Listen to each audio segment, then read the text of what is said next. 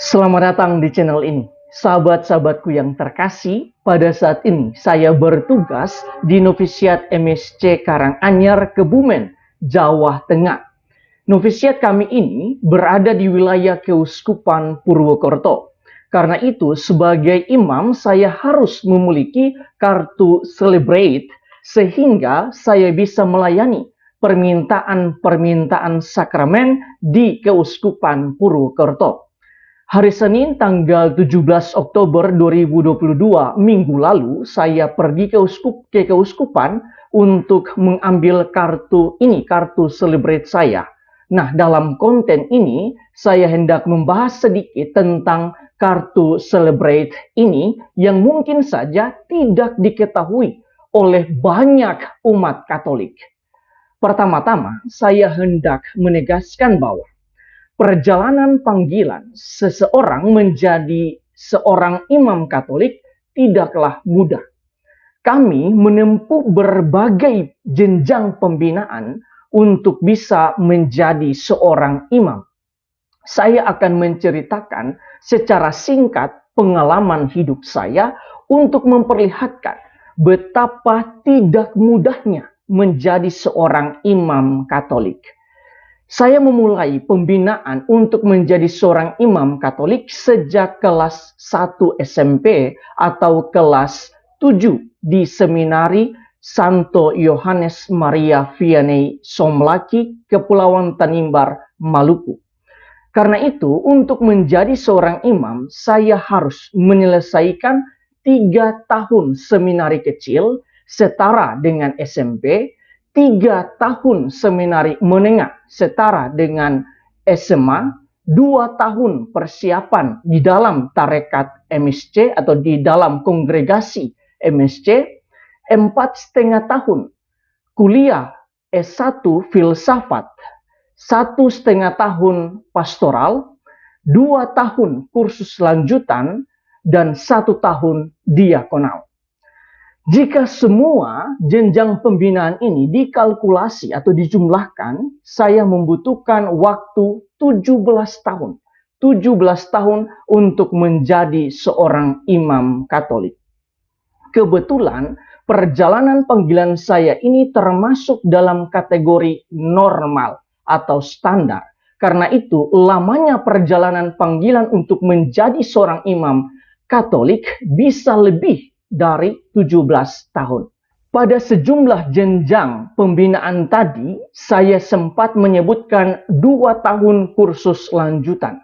Dalam 2 tahun kursus inilah kami akan berjuang untuk memperoleh sertifikasi imam yang pertama. Di dalam gereja Katolik, bahasa teknisnya ialah yurisdiksi. Ada 7 ujian yurisdiksi yang harus kami selesaikan, yaitu yurisdiksi dogma, kitab suci, pastoral, hukum gereja, moral, spiritualitas, dan liturgi. Pengalaman saya, kami cukup berjuang untuk menyelesaikan 7 yurisdiksi tersebut. Ketika seseorang tidak lulus salah satunya saja dari yurisdiksi tersebut, maka ia tidak bisa menerima tabisan imamat. Aturan ini adalah harga mati yang harus dipenuhi oleh semua calon imam Katolik. Oleh karena itu, kami benar-benar berjuang untuk lulus dari 7 yurisdiksi tersebut. Ketika kami diperkenankan untuk ditabiskan menjadi seorang imam Katolik, kami tidak dengan serta-merta bisa memimpin misa atau merayakan Ekaristi ataupun merayakan sakramen-sakramen lainnya di suatu wilayah keuskupan tertentu. Seorang imam bisa merayakan Ekaristi ataupun merayakan sakramen-sakramen lainnya di suatu tempat jika ia telah memperoleh yang namanya sertifikasi dari uskup setempat. Bukti bahwa seorang imam telah memperoleh kuasa atau sertifikasi dari uskup setempat ialah ketika ia memiliki kartu Celebrate. Inilah kartu yang minggu lalu saya mengurusnya di Keuskupan Purwokerto. Kartu ini bisa disebut sebagai SIM atau surat izin misa dalam arti tertentu. Bentuknya juga sama seperti kartu SIM berkendara pada umumnya. Selain itu, layaknya SIM, kartu Celebrate ini juga memiliki masa berlaku, yaitu 5 tahun. Di dalam kartu ini, di bagian bawah ada keterangan berlaku kartu ini. Adapun halaman depan dari kartu Celebrate ini berisi identitas pemilik kartu seperti ini. Terdapat identitas atau data diri saya sebagai pemilik dari kartu Celebrate ini. Sementara halaman belakang berisi 2 pernyataan, yaitu surat rekomendasi dan fakultas atau kemampuan untuk menerima pengakuan atau sakramen tobat. Pernyataan surat rekomendasi ditulis dalam 3 bahasa, yaitu bahasa Indonesia, bahasa Inggris, dan bahasa Latin. Pernyataan surat rekomendasi ini berbunyi, dengan ini sesuai kanon 903, kami, dalam hal ini uskup dioses setempat, merekomendasikan supaya ia, dalam hal ini pemilik kartu Celebrate, diizinkan memimpin perayaan Ekaristi. Sesudah pernyataan surat rekomendasi ini yang ditulis dalam 3 bahasa, maka menyusul pernyataan fakultas atau kemampuan untuk menerima pengakuan atau sakramen tobat.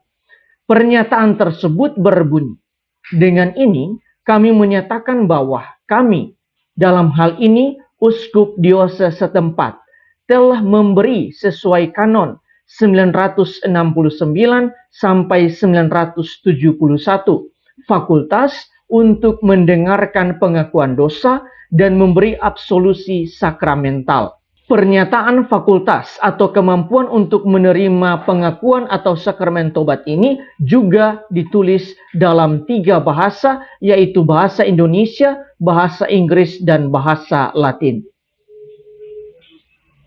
Di bagian bawah dari 2 pernyataan ini dituliskan tanggal terbitnya kartu Celebrate ini dan pemberi kuasa, yaitu uskup setempat. Karena itu di kartu Celebrate saya ini tertulis tanggal terbitnya, yaitu Purwokerto 1 Oktober 2022, lalu di samping bagian kanannya terdapat nama, cap, dan tanda tangan dari Monsinyur Christophorus Triharsono, Uskup Dioses Purwokerto sebagai pemberi kuasa. Pada akhirnya, para sahabatku yang terkasih, saya hendak menekankan beberapa hal. Pertama, semua imam Katolik atau pastor Katolik yang ada di negeri ini, di negara Indonesia ini, pasti memiliki yang namanya sertifikasi atau memiliki kartu Celebrate ini. Tanpa pemerintah memintanya pun, gereja telah membuat sertifikasi berdasarkan hukum gereja. Sertifikasi yang dimaksudkan ialah kartu Celebrate ini dari masing-masing keuskupan di mana imam yang bersangkutan bekerja.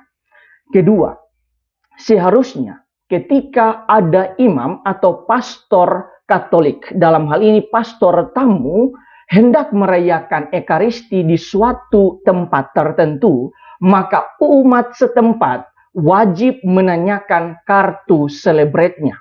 Karena kartu tersebut memiliki kekuatan hukum sekaligus sebagai tanda bahwa imam tersebut telah diberikan kuasa untuk merayakan Ekaristi dan juga merayakan sejumlah sakramen lainnya.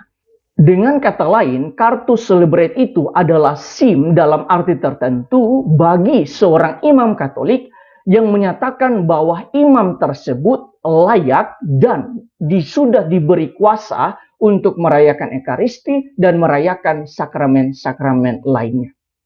Tuhan memberkati kita semua.